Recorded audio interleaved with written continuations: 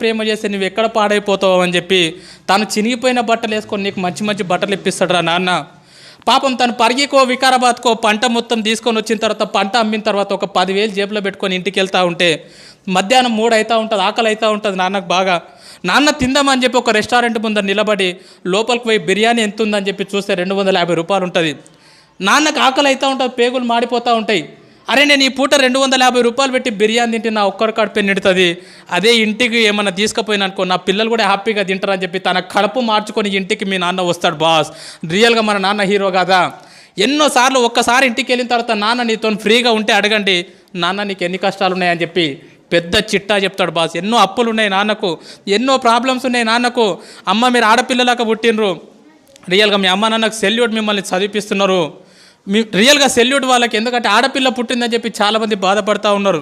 ఆడపిల్ల పుట్టినా సరే చదివిస్తున్నారు, రేపు పొద్దున నీ పెళ్ళి ఎట్లా చేయాలని చెప్పి ఇప్పటి నుంచి ఆలోచిస్తారమ్మ. పాపము నా కూతురికి ఎలాంటి భర్తను తీసుకురావాలి, ఎంత కట్నం ఇవ్వాలి, ఎంత బంగారం పోగు చేయాలని చెప్పి పాపం నాన్న పిచ్చోన్లాగా బయట నీ కోసం కష్టపడుతున్నాడు రా. ఈరోజు హ్యాపీగా ఇక్కడ నవ్వుకుంటూ కూర్చున్నావు కదా, ఇంటికి వెళ్తే నాన్నని ముఖం మీద తిడుతున్నావు కదా, పెద్దగా అయిపోయినావు అని చెప్పి 10th క్లాస్కి వచ్చినావు అని చెప్పి. కానీ ఈ టైం మీ నాన్న గురించి ఆలోచన చేయి. ఎక్కడనో చేన్లో పని చేస్తున్నాడు పాపం, కూలి పని చేస్తున్నాడు పాపం, ఆటో నడిపిస్తున్నాడు పాపం. 365 రోజులు నీ కోసం పని చేసేటటువంటి కష్టపడేటటువంటి పిచ్చోడురా మీ నాన్న. మరి ఇంకో దేవత గురించి చెప్పున్నా, నిజంగా భగవంతుడు అనేవాడు ఉన్నాడో లేడో నాకైతే తెలియదు, కానీ 9 నెలలు మోసింది బాస్ అమ్మ మనని. కానీ ఇంటికి పోతే అమ్మకు మనం ఏమి ఇస్తున్నాం తెలుసా? నీకేం తెలియదు ఊకో, మాట్లాడక ఎక్కువ మాట్లాడక, నీకేం తెలుసు స్కూల్ గురించి, నీకేం తెలియదు ఊకో అని చెప్పి అమ్మని చీటికి మాటికి తిడుతున్నాం. రియల్గా గుండె మీద చేసుకొని చెప్పండి, అమ్మతో ప్రేమగా మాట్లాడి ఎన్ని రోజులు అయింది. చాలామంది పిల్లల్ని చూస్తూ ఉంటా నేను, వాళ్ళ అమ్మ నాన్న చనిపోయినప్పుడు ఎవరి జీవితంలో ఇది జరగొద్దా నేను అనుకుంటున్నా, కానీ ఖచ్చితంగా ఏదో ఒక రోజు మన అమ్మ మన నాన్న మనల్ని వదిలేసి వెళ్ళిపోతారా.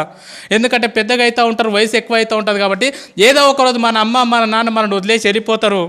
అమ్మ నాన్న లేని వాళ్ళని అడగండి, వాళ్ళ విలువ ఏందో చెప్తారు.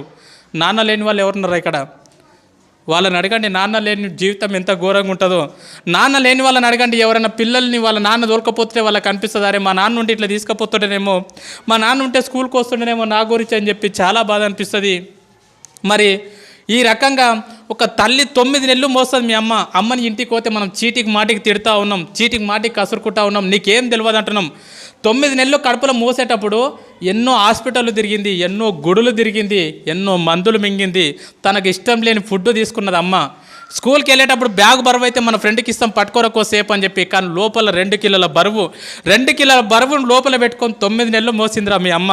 ఆడపిల్లవో తెలియదు, మగపిల్లగాడవో తెలియదు, అందంగా ఉన్నవో తెలియదు, వికారంగా ఉన్నవో తెలియదు, పుట్టిన తర్వాత వాళ్ళని చూసుకుంటావో తెలియదు, చూసుకోవో తెలియదు. కడుపులో ఉన్నప్పుడు ప్రతిరోజు మురిసిపోయింది, నా కొడుకు ఇట్లుంటాడేమో, నా కూతురు ఇట్లుంటుందేమో అని చెప్పి. 8 నెలల టైం లోపల నువ్వు ఆడుతూ ఉంటే అమ్మ పేగును గట్టిగా తన్నినప్పుడు విపరీతమైనటువంటి నొప్పి. లేచి ఒక్కసారి కన్నీళ్ళు దూడ్చుకొని పక్కకు నాన్న ఉంటే నాన్న నిద్రలకెళ్ళి లేపి లోపల బాబా ఆడుకుంటున్నారు తెలుసా, లోపల పాప ఆడుకుంటుంది తెలుసా అని చెప్పి మురిసిపోయిందిరా మీ అమ్మ.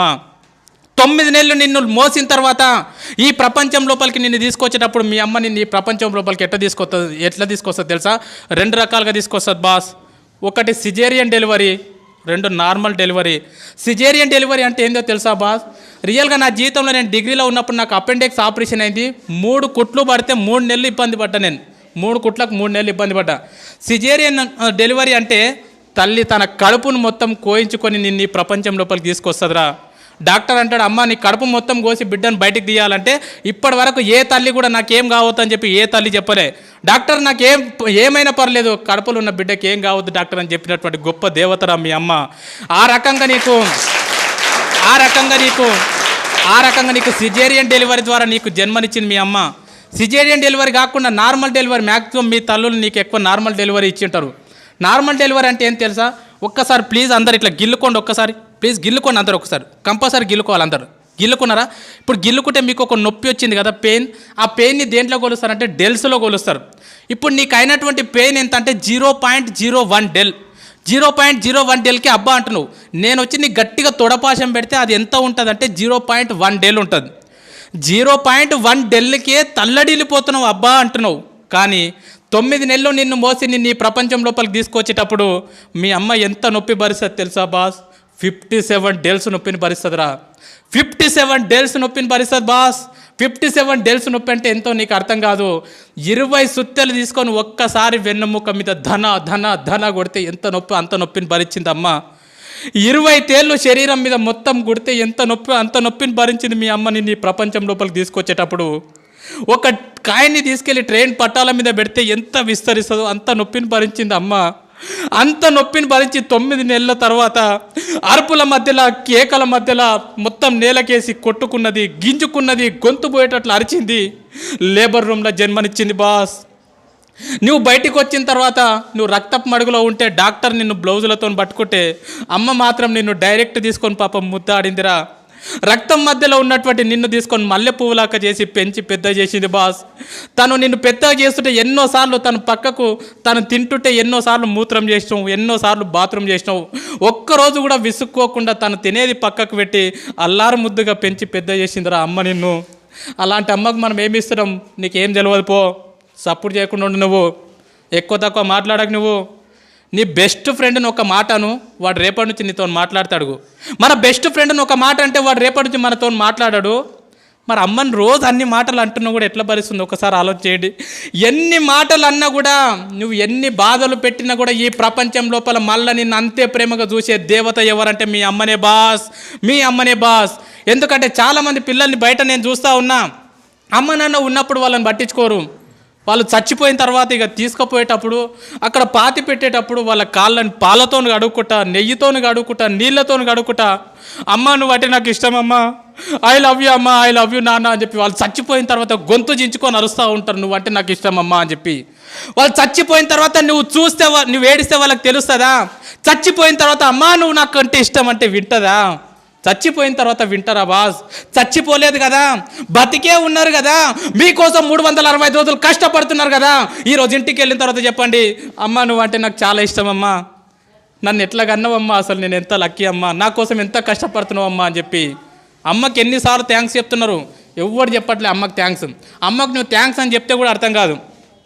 మరి మన కోసం ఇంత కష్టపడి మనని ఈ ప్రపంచం లోపలికి తీసుకొచ్చినటువంటి మన అమ్మ నాన్నని మనం సంతోషపెట్టాలంటే మనం చేయాల్సినటువంటి చిన్న పని మంచిగా చదువుకోవడమే. నువ్వు ఈరోజు మంచిగా చదువుకొని అన్ని పాస్గా ఇదే టీచర్లు మీ ఊరికి వచ్చినప్పుడు అబ్బా నీ కొడుకు బాగా పాస్ అయింది అమ్మ, నీ కూతురు బాగా పాస్ అయిందంటే ఆ నొప్పిని మొత్తం మర్చిపోతుందిరా అమ్మ. అరే నా కొడుక నా కూతురు, అరే సారులు గొప్ప చెప్పిర్రు అని చెప్పి. ఆల్రెడీ అమ్మ కడుపు కోతబెట్టి ఈ ప్రపంచం లోపలికి వచ్చినాం. రేపు పొద్దున కాలేజ్ చేస్తుంటేనో ఇంకేదో చేస్తుంటేనో ఎవరో పరిచయం అయ్యారని చెప్పి ముఖం తెలియని వాళ్ళతో ఇంట్లోకి వెళ్ళిపోయి అమ్మ నాన్న గుండెల మీద దాన్ని వెళ్ళిపోవద్దురా. ఎంతమందిని చూస్తున్నాం బయట, యూట్యూబ్లో చూస్తున్నాం, దాంట్లో దీంట్లో చూస్తున్నాం. ఎవరో ముఖం తెలియనోడు పరిచయం అయితే 2 సంవత్సరాల పరిచయానికి అమ్మ నాన్నని కాదంటున్నారు. వద్దుపో, మీరు వద్దు, నాకు వీడే కావాలి. ఎంత బాధ ఉంటుంది పాపం. 9 నెలలు మోసి అంత నొప్పి భరించి ఈ ప్రపంచంలోకి తీసుకొచ్చినటువంటి ఒక కూతురు నువ్వు వద్దుపో నాకు వీడు కావాలని చెప్పి గుండెల మీద తన్ని వెళ్ళిపోతుందంటే ఆ తల్లిదండ్రులకు ఎంత బాధ ఉంటుందో ఆలోచన చేయండి. నా నంబర్ 1 స్కూల్లో చదువుతున్నటువంటి ప్రతి అమ్మాయికి ప్రతి అబ్బాయికి చేతులు ఎత్తి నమస్కరించి చెప్తున్నా, జీవితంలో మీ పెళ్లి చేసే అదృష్టం మీ అమ్మ నాన్నకి ఇవ్వండిరా. మీ పెళ్లి చేసే అదృష్టం మీ అమ్మ నాన్నకి ఇవ్వండి. రేపు పొద్దున మీ పెళ్లి చేసే టైంకి ఊరు తిరగాలి నీకోసం, నా కూతురుకు అబ్బాయి కావాలని చెప్పి, నా కొడుకుకు అమ్మాయి కావాలని చెప్పి ఊరు తిరగాలి. అంతేగాని ముఖం తెలియనుతో నువ్వు వద్దు అని చెప్పి అమ్మ నాన్నను వదిలేసి మాత్రం వెళ్ళిపోకండి. అమ్మ నన్ను వదిలేసి వెళ్ళిపోయినాం అనుకో బాస్, వేస్ట్. నన్ను అడిగితే చాలా వేస్ట్. ఎంతోమంది చేస్తూ ఉన్నారు బయట, వాళ్ళకి తెలియదు ఇంపార్టెన్స్. సరే ఈ ఎగ్జామ్లో బాగా కష్టపడతాం, చదువుకుంటాం, ఇంట్రెస్ట్ పెట్టి ఈ ఫైర్ నీకు అర్థమైంది. ఇన్ కేస్ నువ్వు ఎంత కష్టపడి చదువుకున్నా రేపు పొద్దున యాన్యువల్ ఎగ్జామ్ అప్పుడు నీ హెల్త్ బాగాలేకనో సంథింగ్ ఏదో ఫెయిల్ అవుతావు. ఒక్కొక్కసారి ఫెయిల్ అవుతాం. ఫెయిల్ అయితే వేస్టా? కాదు. మరి మా 10 పాయింట్స్ తెచ్చుకోమన్నాక తెచ్చుకోండి, మ్యాక్సిమం ప్రయత్నం చేయండి. అనుకోకుండా కనుక ఫెయిల్ అయినారనుకో, దయచేసి చెప్తున్నా, మన లైఫ్లో సూసైడ్ అనే మాట ఉండొద్దు. సూసైడ్ చేసుకోవద్దు. ఎందుకంటే మనం చచ్చిపోయినాం అనుకో బాస్, నువ్వు ఫెయిల్ అయినావు అని చెప్పి సూసైడ్ చేసుకుంటే ఈ స్కూల్కి నీకంటే మంచి స్టూడెంట్ వస్తాడు, నీ ఫ్రెండ్కి మంచి ఫ్రెండ్ దొరుకుతాడు, కానీ మీ అమ్మ నాన్నకు మళ్ళీ ఇలాంటి కూతురు ఇలాంటి కొడుకు దొరకడరా. అందుకే ఒక్క విషయం బాగా గుర్తుపెట్టుకోండి, లైఫ్లో ఎన్ని కష్టాలు వస్తే ఫ్యూచర్ అంత బాగుంటుంది, లైఫ్లో ఎన్ని ప్రాబ్లమ్స్ వస్తే నీ భవిష్యత్ అంత బాగుంటుంది. చాలామంది పిల్లలు అంటారు, సార్ మా ఇంట్లో ఫుల్ ప్రాబ్లమ్స్ ఉన్నాయి సార్, అసలు వేస్ట్ సార్ అంటారు. మనము హాస్పిటల్కి వెళ్ళినప్పుడు, హార్ట్ హాస్పిటల్కి వెళ్ళినప్పుడు ఈసీజీ తీస్తారు కదా, ఈసీజీ తీసినప్పుడు ఇట్లా వస్తుంది, అది లైన్ చూసిరా, సినిమాలో చూపిస్తారు, టొయ్ టొయ్ టొయ్ టొయ్ అని వస్తుంది. అట్లా రాకుండా టొయ్ అని వచ్చిందంటే దాని అర్థం ఏంది? చచ్చిపోయిండని అర్థం. మిత్రమా, నీ జీవితం లోపల కూడా కష్టాలు లేకుండా కన్నీళ్ళు లేకుండా జీవితం ఇట్లా సాపిగా సాగిపోతుందంటే నువ్వు చచ్చిపోయినటువంటి శవంతో సమానం. నీ జీవితం లోపల కూడా కష్టాలు వస్తున్నాయి, సుఖాలు వస్తున్నాయి, కన్నీళ్ళు వస్తున్నాయి, ఒడిదుడుకులు వస్తున్నాయి, ఫెయిల్ అవుతున్నాం, పాస్ అవుతున్నాం అంటే నువ్వు బతికున్నావని అర్థం మిత్రమా, బతికున్నావని అర్థము, బతికున్నావని అర్థం.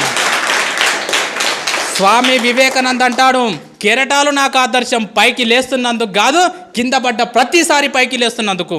ఎన్నిసార్లు ఫెయిల్ అవుతున్నాం అనేది ఇంపార్టెంట్ కాదు, ఫెయిల్ అయిన ప్రతిసారి మళ్ళీ పాస్ కావడానికి ప్రయత్నం చేస్తున్నామా లేదా అనేది ఇంపార్టెంట్. 10 సార్లు ఫెయిల్ అయినా సరే 11వసారి ప్రయత్నం చేయండి, అదే నిజమైనటువంటి చదువు. నన్ను అడిగితే ఫెయిల్ అయితే బాధపడొద్దు, సబ్జెక్ట్ పోతే బాధపడొద్దు, ఎందుకంటే జీవితం అనేది చాలా నేర్పుతుంది. అడగండి మీ టీచర్లను, ఎప్పుడన్నా ఫ్రీగా ఉన్నప్పుడు, సార్ మీరు ఎప్పుడన్నా ఫెయిల్ అయినరా? ఖచ్చితంగా ఏన్నో ఒక దగ్గర ఫెయిల్ అయినామని చెప్తారు వాళ్ళు, ఖచ్చితంగా ఫెయిల్ అయినరు. సపోజ్ ఫర్ ఎగ్జాంపుల్ చూడండి, 10th క్లాస్ ఫెయిల్ కాలే పోయినావు, ఇంకో విషయం చెప్తాం, పాస్ అయినోడు ఒకటేసారి రాస్తాడు ఎగ్జామ్, ఫెయిల్ అయినోడికి 2 సార్లు ఛాన్స్ ఉంటుంది రాసేది, అవునా కదా?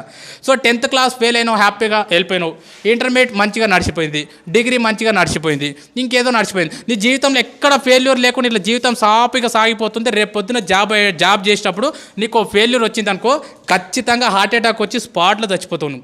ఎందుకంటే నీకు ఫెయిల్యూర్ అంటే తెలియదు, ఓటమి అంటే తెలియదు. అందుకే నేనేం చెప్తానంటే చాలామంది పిల్లలకు ఆటలు ఆడమని చెప్తాం. ఆటలు ఆడడం అనేది ప్రైవేట్ స్కూల్లో ఏడుంటుంది మిత్రమా, ఇలాంటి గవర్నమెంట్ స్కూళ్ళలో మాత్రం ఉంటుంది. ఏ స్కూల్కు గ్రౌండ్ ఉన్నా చూడండి, ఏ స్కూల్కు గ్రౌండ్ లేకుంటుంది. ఆటలు ఆడితే ఏమవుతుందంటే, మనం కబడ్డీ ఆడినాం అనుకో, ఓడిపోతే ఏమంటాం, అరే మళ్ళీ ఆడదాంరా, మళ్ళీ ఆడదామారా, ఓయ్ మళ్ళీ ఆడదామా, ఎంత స్పిరిట్ ఉంటుంది తెలుసా. క్రికెట్ ఓడిపోయినాం అనుకో, అరే రేపు మళ్ళీ బెట్టు కట్టుకుందాంరా, ఎన్నిసార్లు ఓడిపోయినా మళ్ళీ ఏమంటున్నావు, అరే ఇంకోసారి ఆడదాంరా అంటున్నావు. ఆటలు నీ జీవితానికి అవి నేర్పుతాయి. ఎన్నిసార్లు ఫెయిల్ అయినా సరే మిత్రమా, బాధపడకు, కన్నీళ్లు పెట్టుకోకు, మళ్ళీ లేచి ప్రయత్నం కొనసాగించు. నా దృష్టిలో ఫెయిల్ అయితే ఫెయిల్ అయినట్లు కాదు, ఫెయిల్ అయిన తర్వాత పాస్ కావడానికి ప్రయత్నం చేయకపోతే నువ్వు ఫెయిల్ అయినట్లు.